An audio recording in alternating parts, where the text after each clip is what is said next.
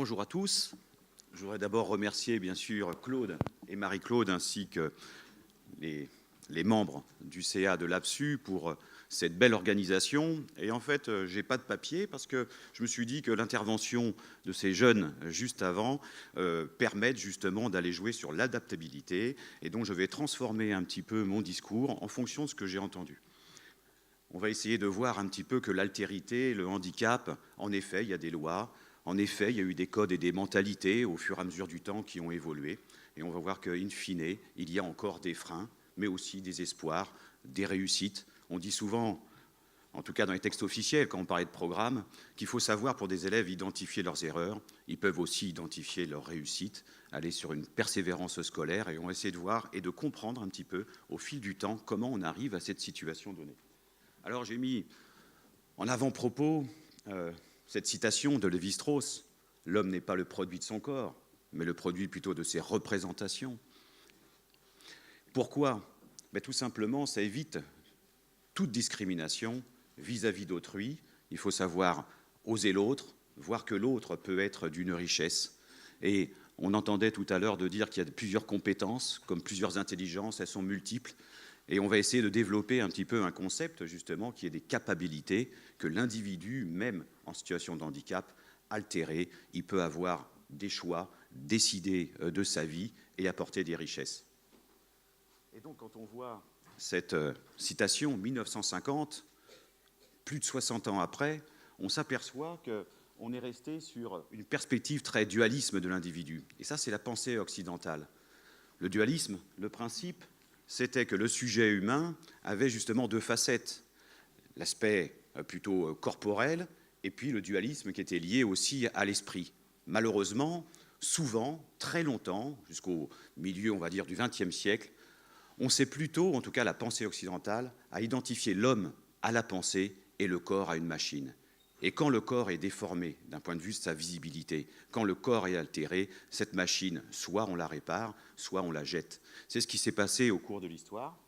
Regardons tranquillement comment on peut être sur ce dualisme du corps et donc de cette représentation liée au matériel, liée également à une partie animale, le corps-machine. Et d'un point de vue de l'éducation, on ne va pas parfois éduquer, on va rééduquer, on va dresser un corps plutôt que jouer sur ses capacités. Enfin, si j'ai pris Goffman, tout simplement, si le corps est altéré, en effet, on est sur les monstruosités du corps. On est dans les années 1960, 70, 80, et on est encore sur ces facettes-là. Et si la pensée a été valorisée d'un point de vue de l'humanité, si à un moment donné, d'un point de vue justement de l'esprit, on pourrait faire une petite dichotomie, on valorise l'esprit, mais aussi le cœur, c'est-à-dire le courage, l'effort. Et souvent à l'école, on entend qu'il faut valoriser justement l'effort. On s'aperçoit que là, on peut être dans une logique vis-à-vis du handicap, d'une altération qui est liée, bien entendu, au terre de caractère qu'on peut retrouver chez Goffman. Donc vous voyez, cette dichotomie, ce dualisme, heureusement, petit à petit, au fur et à mesure du temps, est arrivé à une sorte de monisme. Tout à l'heure, j'ai entendu le mot de holisme, mais le monisme, d'un point de vue philosophique, c'est de se dire l'homme est un tout. On peut retrouver, bien sûr, Marcel Mauss. L'homme est un tout, l'homme est pluriel. L'homme, c'est aussi un corps, mais c'est aussi un mental et du social. Et vous voyez que les finalités sont plus du tout ce qu'on est sur le versant de l'esprit. On va travailler sur la santé, le vivre en groupe, la vie sociale. Alors que quand on est dans le corps, on est sur les exercices, la rééducation.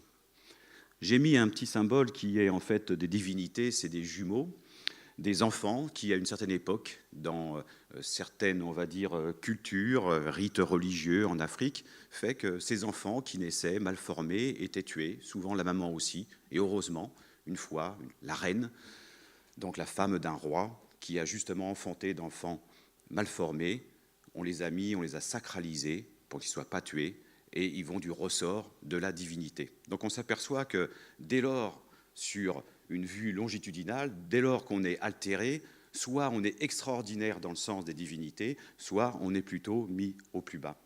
À chaque fois, on est dans l'entre-deux, alors que nos élèves, nos enfants, et les familles aussi, veulent qu'on vive une réalité plus ordinaire. On a entendu les lois, celle du 11 février 2005, bien entendu qu'au fur et à mesure du temps, on est passé par des périodes de type exclusion, des rejets de la personne, petit à petit, compensation financière. Après la Seconde Guerre mondiale, que faire de nos infirmes? Ils sont battus quand même pour la France, mais aucune dotation culturelle, sociétale. Et petit à petit, certaines lois, comme vous voyez, sont parties vers un processus de type intégratif. L'effort était demandé aux familles, aux enfants altérés. Mais se développaient à côté aussi tous les établissements spécialisés. Or, on sait bien que s'il y a une importance d'établissements spécialisés, cela peut être plus infirmant que, en fait, ouvert à la population et à une société. Enfermé, ce n'est pas libéré, et il faut passer aussi le cap. Très difficile d'être dans cette altérité, dans cet entre-deux. On parle du concept de liminalité. Un enfant qui est dans un concept de liminalité, c'est l'adolescent, comment passer du statut de l'enfance à l'adulte. Pour une personne altérité, elle est justement dans cet entre-deux. Le handicap lui rappelle, et son passé lui rappelle toujours dans le présent, qu'il est en situation d'altérité.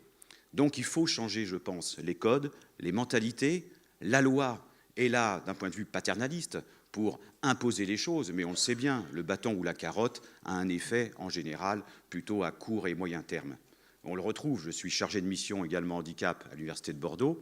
Dès lors qu'on travaille des entreprises qui ont atteint le quota de 6%, on sent un petit peu moins d'effervescence, de rapport à l'autre, de bienveillance vis-à-vis justement du handicap. Donc attention à ces codes. Pourtant, et là j'ai repris l'extrait d'un titre de 2004, d'un magazine très vulgarisé, qui révèle pourtant que les altérités, le handicap est une force, est une richesse. On peut, à partir de ces petits moyens, comprendre en quoi ces altérités peuvent aussi apporter à tout à chacun, bien sûr, un futur bien-être ou un bien-être présent. Et donc on retrouve les portes abaissées d'un point de vue de l'accessibilité au bâti, mais quand on est en situation de handicap, l'accessibilité, c'est la participation sociale, la participation à la société. Et il ne faut pas rester que sur le matériel, bien sûr, et le bâti. Internet, qui a été aussi, justement, promu, imaginé, créé à partir d'altérités. J'ai parlé aussi du téléphone, les prémices du téléphone avec Belle, qui essayait de communiquer avec son épouse, qui était sourde à l'époque, les non-voyants, dont l'ouïe, justement, et le sens du toucher a été développé pour le braille, et puis, parfois, ils aident aussi dans les enquêtes criminelles. Bref, d'un point de vue du travail, se frotter à l'autre, oser avoir une personne en altérité à côté de soi, permet parfois de lever certaines ambiguïtés, des richesses d'adaptabilité. Il faut jouer sur le temps, il faut jouer sur l'espace, il faut jouer sur autrui, et on retrouve ça à l'école. Faute parfois de moyens matériels, on peut, grâce à une plasticité pédagogique, on peut arriver justement à mettre en situation, à confronter ces différentes personnes. Donc, on peut aller vers une motivation de l'autre, même s'il est altéré vis-à-vis d'une personne dite valide. Et, petit clin d'œil, d'un point de vue des rapports, moins d'absentéisme qu'on retrouve, toutes choses égales par ailleurs, bien entendu.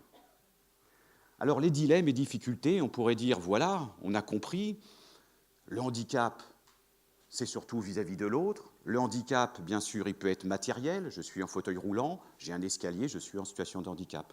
On a dépassé la classification de Wood, où la déficience amenait le handicap. On a compris que la société, le regard d'autrui, peut aussi amener la personne en situation de handicap et d'avoir une baisse d'estime de soi. Les difficultés de l'inclusion, on les retrouve malheureusement dans les chiffres actuels. C'est pour ça que je voulais rebondir et aller un petit peu plus vite sur les autres diapositives qui suivront, sur ce qu'ont dit ces jeunes filles.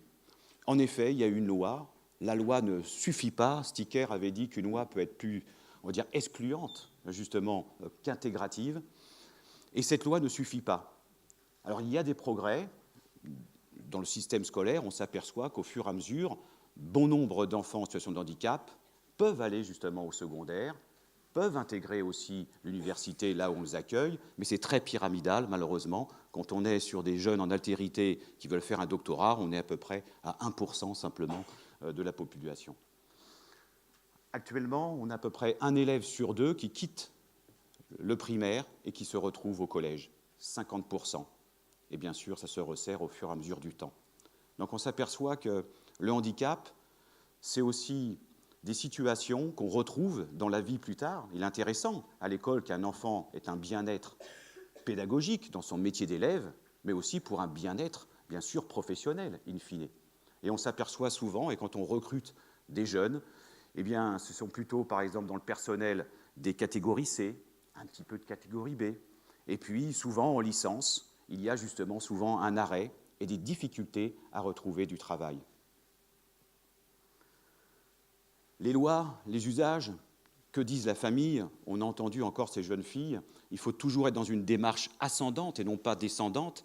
Ce n'est pas des personnes technocrates qui ne connaissent pas le handicap qui vont pouvoir imposer certains dispositifs, certaines lois. Il faut d'abord faire parler les usagers, les personnes en situation de handicap, leur entourage, jouer justement sur la variété et la richesse de ces personnes. Il faut légitimer la parole pour ensuite prendre des bonnes dispositions. Alors, ce qu'on remarque souvent, elles expriment un sentiment de décalage entre les progrès, bien sûr, juridiques et le retard des mentalités.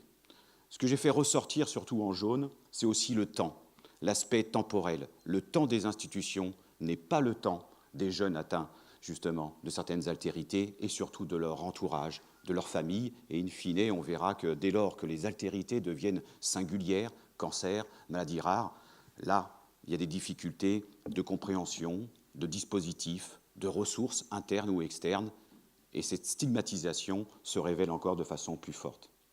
Le taux de chômage est encore actuellement de 18%. On retrouve souvent des violences symboliques, au sens bourdieusien du terme, qui malheureusement commencent à être légitimées. Et puis on s'aperçoit également dans les écoles, on l'a vu récemment, souvent, que malheureusement des enfants atteints de troubles, plutôt de type autistique, doivent partir, doivent migrer, entre guillemets, en Belgique, là où les institutions, là où l'entourage professionnel, pédagogique, peuvent bien sûr les accueillir. Difficile de voir cela. Il y a encore quelque temps, je lisais un papier qui stipulait qu'il y avait à peu près encore quelques centaines d'établissements qui n'étaient pas encore prêts d'accueillir d'un point de vue de l'accessibilité du bâti ces jeunes, justement, qui sont en situation de handicap. Et que dire après des professionnels de l'éducation et surtout des enseignants? Je suis enseignant-chercheur, j'en fais partie, et vous allez voir que la difficulté, elle est bien prégnante. Petite expérience pour montrer que rien n'est gagné. On est sur l'inclusion et on aimerait que justement ces jeunes atteignent et puissent vivre une réalité plus ordinaire. Et donc on va les mettre de temps en temps, les déplacer d'un établissement plus spécialisé et vont venir régulièrement justement dans des classes ordinaires. Y a-t-il une alchimie relationnelle? Sont-ils acceptés? C'est intéressant, dans mon laboratoire, où justement je travaille Pierre Parlebas, que je connais bien, on a travaillé sur justement l'éthologie, les comportements. Souvent, le comportement est le signifié justement du verbal. Et vous allez voir au travers d'une expérience très rapide comment des enfants qui sont atteints de déficience mentale, qui viennent pendant 1 an, 3 fois par semaine, intégrer une classe ordinaire, sont-ils acceptés par leur père ou pas? Rapidement, alors je ne rentre pas dans le détail, c'est un exercice de sociométrie. On s'aperçoit simplement que les petits prénoms qui sont soulignés en rouge révèlent les enfants qui sont atteints de déficience. La sociométrie, c'est un petit questionnaire qui permet de voir les choix, les amitiés, les inimitiés, les rejets, ceux qui sont exclus, rejetés ou les transparents dans une classe. Bref, on est sur la cohésion socio-affective d'une classe. 1 an après, alors que 3 fois par semaine, ils viennent justement être intégrés dans cette classe, on s'aperçoit que les 6e, au niveau de la cohésion, eh bien, ils sont plutôt exclus, on le retrouve ici, ils sont entre eux. Alors c'est très simple, quand on regarde un petit peu la psychologie sociale au travers du temps, les expériences chérifiennes sur le conflit, on s'aperçoit que dès lors qu'on est dans des crispations, des oppositions, qu'on est rejeté, eh bien, on se resserre. On a une cohésion intragroupale contre les conflits, justement, de type intergroupal. C'est ce qui se passe ici. Ils se regroupent ensemble. Parfois, on voit qu'un élève valide vient parmi le groupe, 2 isolés se regroupent. Bref, vous voyez une cohésion socio-affective qui est positive entre les personnes déficientes, mais l'interaction entre les personnes valides et non valides, justement, est plutôt négative. Alors, je sais que Omar Zana va intervenir cet après-midi, vu qu'il parle d'empathie, sur la mise en jeu corporelle. on a fait un petit jeu. On s'est dit, mais est-ce que le questionnaire suffit pour révéler ce qui se passe dans une classe? Est-ce que le corps n'est pas plus parlant que mettre une croix ou mettre un prénom sur un questionnaire? Le décalage entre le dire et le faire. Petit jeu intéressant s'appelle un jeu paradoxal, c'est-à-dire que les règles, ça s'appelle la balle assise, jeu connu dans les écoles, qui permet justement par ces règles que celui qui a un ballon peut soit coopérer avec son partenaire, soit s'opposer.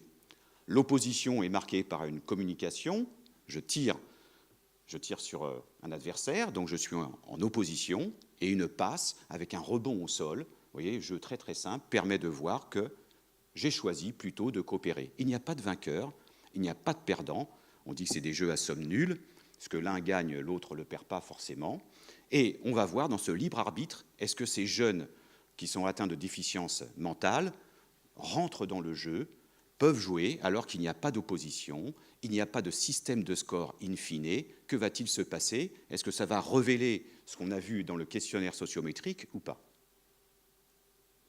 Eh bien, on s'aperçoit quand on regarde le nombre pendant 20 minutes de passes qui sont réalisées entre les différents élèves, 98% des passes sont faites entre les élèves dits valides. Les autres sont complètement exclus. Ce n'est pas lié à une difficulté de type motrice, c'est simplement le jeu, il est très très simple, ça ne demande pas d'habileté, c'est qu'ils sont rejetés. Donc vous voyez que la mise en jeu corporelle dans le vivre ensemble reflète encore plus justement cette séparation entre les élèves. Quand on regarde le nombre de tirs, la seule fois qu'ils sont concernés, ces élèves en situation de handicap, c'est plutôt dans des processus d'opposition. Et il y a aussi un de mes collègues à Bordeaux, Joël Zafran, qui travaille aussi sur le handicap, a révélé au travers de questionnaires, aussi bien avec des entretiens de type verbaux, mais aussi comportementaux. Je pense que les grilles sont souvent inspirées justement d'Hubert Montagnier, où il a pu mettre des élèves de type ordinaire avec des élèves handicapés, les observer dans les classes sur 15 jours, noter toutes les interactions verbales, mais aussi motrices, et essayer de voir si on allait plutôt vers la coopération, vers l'exclusion, l'isolement, ou vers la coopération. Malheureusement, sans rentrer dans le détail des stats, le barycentre pour les élèves qui sont en situation de handicap va plutôt sur le versus de la compétition et sur l'isolement. Donc vous voyez que, in fine, ce qu'on a entendu tout à l'heure, c'est le reflet des difficultés. On essaye, bien sûr, par la loi, on a vu qu'il y avait un changement de mentalité vers le monisme, mais ça ne suffit pas, il faut encore faire un effort. Les ancrages représentationnels sont encore bien ancrés. La formation des enseignants se pose, bien entendu. Alors, on a travaillé, j'ai 2 de mes thésards qui travaillent sur ce modèle, je ne vais pas l'expliquer, mais il est paru dans la revue de l'APSU, justement. On voit que la difficulté d'une formation initiale dans les SP qui est moindre. On est plutôt sur un concours qui est en fin de première année, donc l'étudiant, et à juste titre, est plutôt un homo economicus, il va être rationnel, essayer d'avoir son concours, et il est polarisé sur, justement, les évaluations de type certificative. Et on n'a pas le temps de faire assez de cours, d'heures sur l'empathie relationnelle, sur apprendre non pas à maîtriser ses émotions, mais à éduquer ses émotions, comme dirait Goleman dans l'intelligence émotionnelle. Et ce manque de temps et ce manque de formation, justement, au handicap, permet de voir que dès lors qu'on rentre dans une classe de type ordinaire où un enfant handicapé est handicapé, on se retrouve dans une situation où l'étudiant, et surtout donc ce jeune stagiaire et futur enseignant, se retrouve en situation souvent de passivité, de blocage, il a des freins, les émotions submergent justement la raison. On est l'expression de notre physiologie, dirait Damasio, et bien entendu, ça va guider ce type d'enfermement sur soi. On retrouve un processus qui est de cloisonnement, de ségrégation. On a parlé de Mérieux tout à l'heure. Oui, même pas une pédagogie du secours pour aller vers l'autre, pas de pédagogie non plus du recours vers les ressources internes-externes, infirmières, médecins scolaires, enseignants spécialisés, on se referme sur soi. Et petit à petit, grâce à une formation continue, à l'expérience, à des dispositifs, on peut s'apercevoir que l'élève peut être mieux intégré car on va vers un processus préactif. L'enseignant devient préactif, au lieu d'avoir un temps de retard, de réagir, c'est le schéma inverse de la réaction, il peut anticiper justement les problèmes. aller vers un dispositif et de mise en œuvre didactique et pédagogique qui permettent d'aller vers l'insertion. Alors, je n'entrerai pas dans le détail. Non, non, surtout qu'il nous reste à peine 2 minutes, alors surtout pas. 2 minutes 2. Bon, alors, bon, après, il y aura quand même 5-10 minutes de possibilité. Non. 1 minute de plus, enfin 2 maintenant. Bien. Alors, former à l'empathie, on va l'écouter cet après-midi, c'est intéressant. L'empathie, elle est aussi de source relationnelle. Et il y a 2 cas de figure. Est-ce que l'enseignant va se couper justement de l'autre? On le retrouve justement d'un point de vue médical. Un chirurgien doit avoir parfois une coupure de type émotionnel. Quand il est en train d'opérer, il vaut mieux pas qu'il soit en confusion émotionnelle pendant ce jour-là. Mais on sait bien aussi que ça peut amener justement un syndrome d'épuisement et de dépersonnalité. D'un autre côté, d'autres enquêtes révèlent que plus on forme des enseignants justement à l'empathie, ce sont des processus pédagogiques qui vont être efficaces pour mieux inclure les élèves, mais il peut aussi être source d'épuisement. Donc voilà aussi le travail qui doit être fait en croisant toutes les différentes ressources internes et externes. Alors, rapidement, il reste 1 minute. Un dispositif qui a été fait, on a créé un observatoire de la réinsertion scolaire des enfants, des jeunes en situation de handicap, d'altérité singulière comme le cancer. Et on s'est aperçu que là encore, il y a encore moins de ressources internes et externes, moins de compétences. Il y a la peur, la sidération, l'impuissance, la méconnaissance, et on arrive sur les fameux 3 I en économie, et j'ai rajouté un 4e, celui des inégalités. Le premier I, c'est l'idéologie. On fait appel à ces croyances faute de connaissances. Le 2e I, c'est l'ignorance de ce qui se passe. Voilà pourquoi les programmes sont faits par des personnes qui ne connaissent pas le terrain et qu'il faut légitimer la parole justement des familles et des jeunes. Et enfin, malheureusement, on le sait bien en psychologie sociale, le 3e I, qui est celui de l'inertie. Dès lors qu'on s'est trompé, très difficile de revenir justement sur ses positions.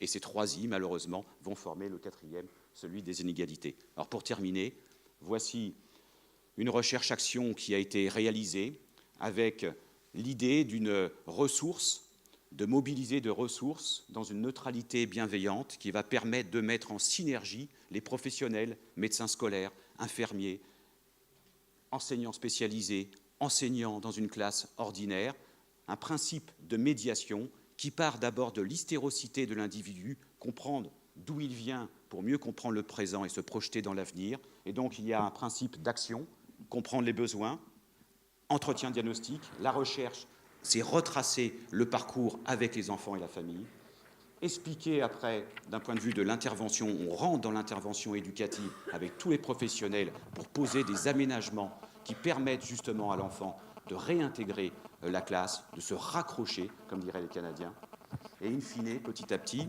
une deuxième pulsation qui est l'intervention en classe pour changer les représentations des élèves, toujours à la demande, bien sûr, de l'élève et de la famille. On est toujours parti sur ce principe. Alors en conclusion, si on doit avoir une formation de la part des enseignants digne de ce nom, il faudrait favoriser, on l'a dit, la réussite de tous et de chacun, c'est très freudien, un métier impossible. Comment aider l'individu alors qu'on est dans du collectif? Comment évaluer une personne alors qu'on la forme aussi, on est jugé parti? Mais il faut sensibiliser ces futurs éducateurs, quels qu'ils soient. Il faut surtout permettre de ne plus limiter ces savoirs aux simples professionnels. Quand on regarde la cartographie géographique, justement des ressources externes, en médecins scolaires, en infirmières, on sait bien qu'il faut aussi partager ces savoirs avec les enseignants de l'ordinaire qui sont là, justement, dans tout l'accompagnement temporel avec ces élèves. Bref, évitons le processus de stigmatisation. Ça pourrait être freiné dès lors qu'on met en réflexivité le monde de l'éducation, ses enseignants, et qu'on puisse mobiliser, comme le dit Mérieux, une pédagogie du recours, c'est-à-dire oser aller vers les ressources internes et externes, ne pas s'isoler. Merci beaucoup.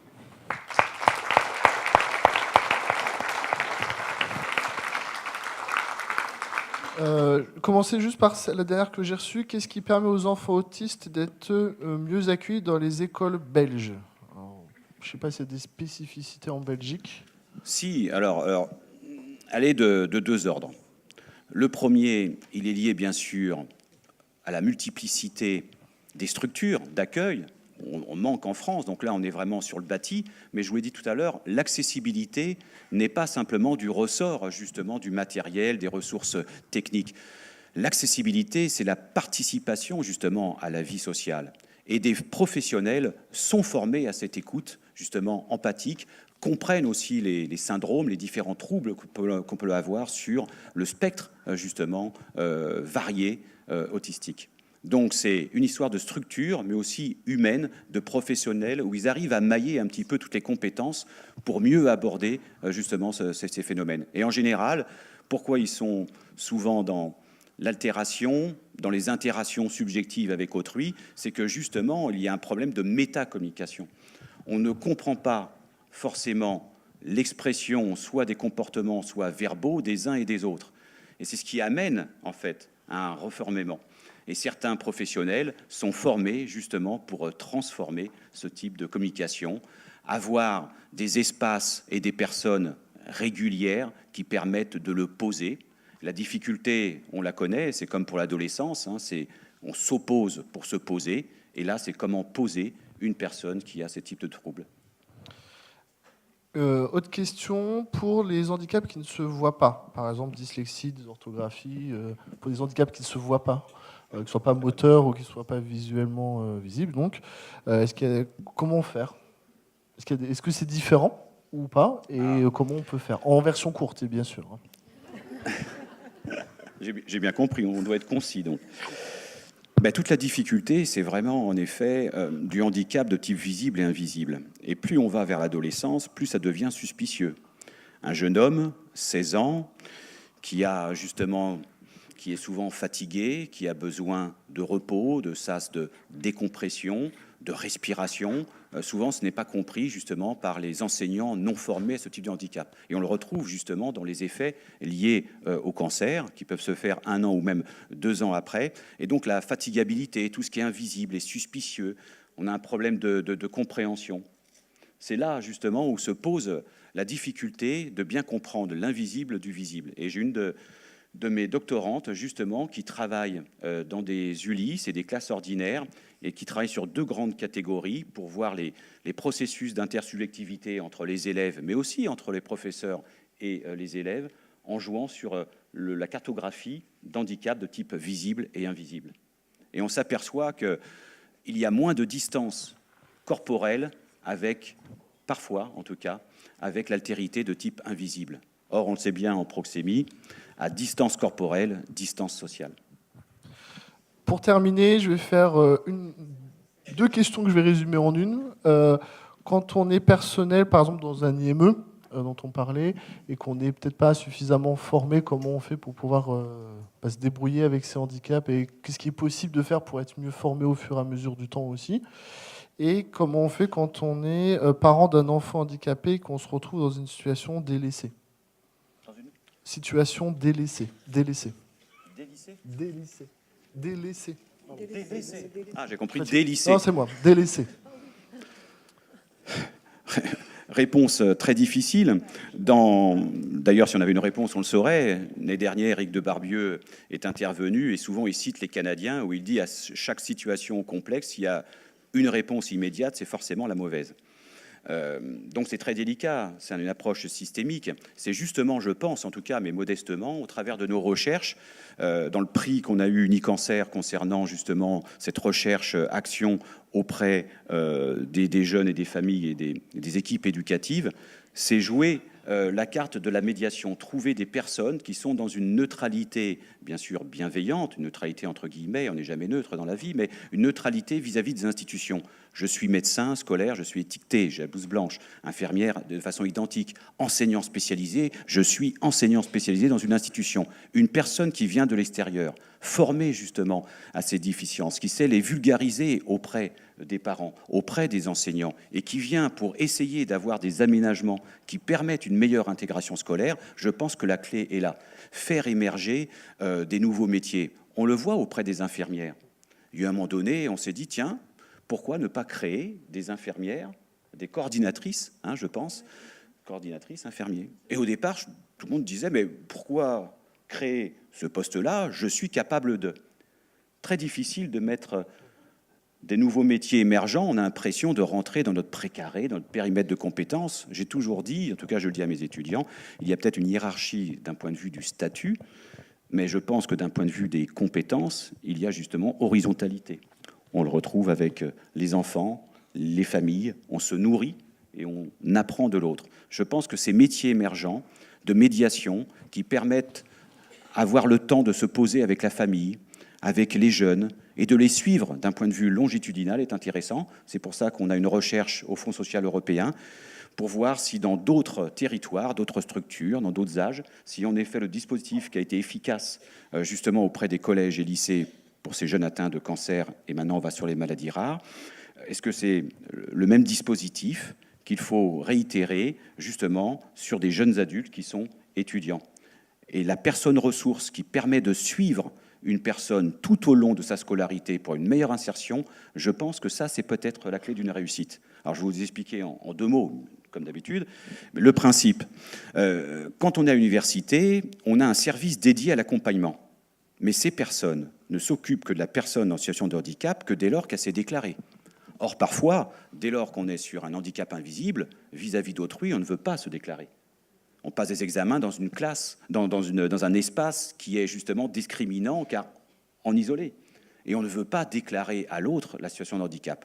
J'ai à peu près la moitié de mes étudiants, et quand j'étais chargé de mission auprès d'Axel Kahn à Paris-Descartes, c'était pareil, on pouvait déclarer 2 fois plus d'étudiants. Donc il faut jouer aussi sur les ressorts justement de la richesse de l'autre, d'une altérité qui peut être créatrice et non pas une altérité qui est de type simplement réparatrice. Donc je crois à ces nouveaux métiers.